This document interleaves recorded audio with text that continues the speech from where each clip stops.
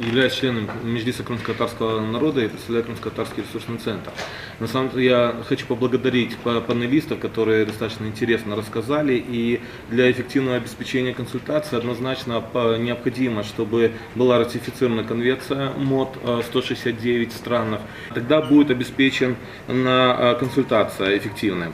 Но мы упустили следующий момент. Это момент консультаций и вообще ситуации и устойчивого развития коренных народов на территории оккупированных. И сегодня, как пример, как Крым и крымские татары, сегодня получается наоборот. Де-факто властью запрещается Меджлис крымско-татарского народа как представительный орган крымско-татарского народа в нарушении 5, 18, 19 статьи Декларации ООН о коренных народах. Полностью нарушается всеобщая декларация прав человека, закрываются фонды, арестовывается имущество, к примеру, фонд Крым, который представлял интересы Меджлиса крымско-татарского народа.